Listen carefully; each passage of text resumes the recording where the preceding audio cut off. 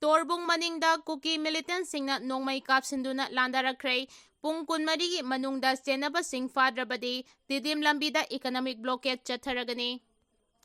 Ngarang ahing nongyay pung 13 kunlom tabada, Kuki militani singnabasingna Bisnupur District Manungchanba, Torbung maningda Nongmei Kapsinduna Landarakre, Taudo aduna maram oiraga mafam aduda leiriba misamiyam sing akiba kaya mayoknare. Maram aduna jaga sing asida ahenba security deploy taubaga loinana chenaba sing pung kunmarigi manungda fadrabadi tidim line da matam kaktaba economic blockade ki khongjang sangsilagani haina Torbung United Club, Lamphabung Area Voluntary Association, Youth Development Organization, Social Youth Development Organization, Youth Development Club amasung Ibudau Thaugaloi Youth Development Organization na punna thadurakba joint statement amana hairi Cherola sina makada na hairibadi ngarang aheng Kuki militantsingna khul asida Nongmei kapsilak liba ase handaki asin ahanba nate Torbung da leiriba miyamna asigumlaba hingsa akitujungba piba amasung Nongmei kapsinduna attack tawbagi thawong ase kayarak hana mayoknaduna lakle Tagdoksing asina maram oiraga miyam leptana khudong thiba kaya mayoknabada natana Central Force, State Government amade mari leinabasingda tagdoksing asida Jenaribasingi mathakta akanba action laukhatnaba kayarak hana taksinduna laklabasu ngasi phawba matik saba action amata laukhate asigumba tagdoksing asida mari leinabasingi maikeidagi kari amata thauchadana leiriba asina maram oiraga anti-social amasung anti-national elementsing asina Ngaihak laitana misam miyamda attack tawbagi thawongsing asi chathaduna lakpi haina pendaba fongdokladuna thawdok asida chenaribasing asigi mathakta haudik fawba action amata laukhatana leiriba asida makhatana tuminna leiroi maram aduna pung kunmarigi manungda khudong thiba mayoknariba jagasingda matik jaba security deploy tawba yauna thawdok asida chenaribasingi mathakta chapchaba action laukhatgadabani Karigumba laukhataba tarabadi democratic mass agitation gi saruk ama oina tidim lambida matam kaktaba economic blockade ki khongjang changsilagani hairi ngasi sulai makong kebhi school da mahairoi sing sanghan khidre army na oidaba ngangi haiduna irang haukre leimakhong da leiba army headquarter gi makok thongba officer singna Kendra Vidyalaya leimakhong da tamliba mahairoi singbu tekta kaidana ngak senduna school da lakpada ayat apan pihaloi haina ngarang thajaba pikhrabaso ngasi amuk hana Kuki lamhen tu henba singna thatuna lairik tamba chaliba mahairoi sing chalhan khidre khoisaunaraba miyam thoraktuna army na oidaba nganglambagi mayokta khurkhul kantor saba lambida army gari chatpa yaroi haina khongjang sangsinkhre army na lathi charge tawbada khongjangloi nupi ama sokre Thaudo ado ngasi Imphal West District ki manungchana leiriba kantor saba lomdagi mahai tamliba mahairoi singna leimakhongda leiba kebhi school da mahai tamba changlubada thokibane ngasi ayuk pung 8 makhairom chalakpada mahairoi sing adu kebhi school tamna gari da chatki maduda ex serviceman colony mapa yaurakpada ngarangumna Kuki singna lambida changlakpa yaroi haina thinglaga thamki Pao adu tabadagi kantor sabal khurkhol sengmai fawba akoibagi miyam thoraktuna Kuki na karigi mahairoi sangbada thingbano haina kantor sabal da irang hauke pung 8 makhairom tarakpada miyam gi irang adu kansilakhe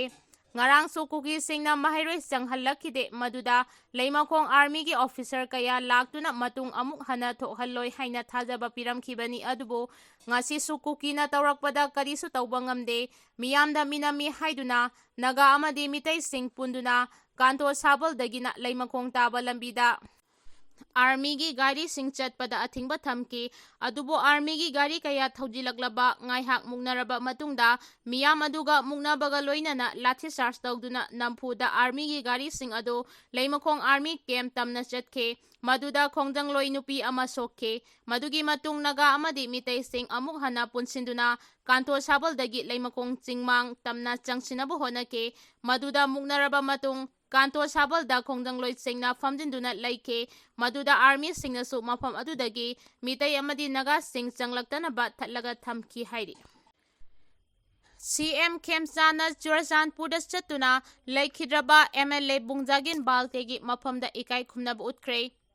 Kuki singi athingba marakta Chief Minister Yumnam Khemchana Churchandpurda chatuna leikhidraba Thanlon Assembly Constituency gi MLA Bungjagin Balte gi aroiba mathau mangam gi thauramda saruk yakhre. Thauram asigidamakta Chief Minister Yumnam Khemchan ayuk pung 10 makhai helakpa matamda helicopter tongduna Churchandpur gidamak Imphal thadokhibane. Maru oina Chief Minister na makha lambida chatnaba honabada Kuki Militant UKNA amade Kuki CSO sing na boycott tauba yauna miyamna mafam kayada lambi thingbadagi helicopter da chatkhibane. Chief Minister Yumnam Khemchan na Churchandpurda thunglaba matung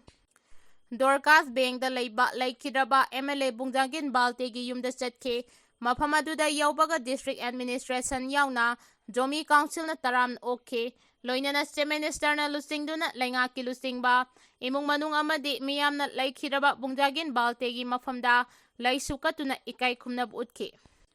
Leikhidraba MLA Bungjagin Balte gi thawai yaudraba haksang ado New Lamka Cemetery da puraktuna aroiba mathau mangam oina leiron changani hairi.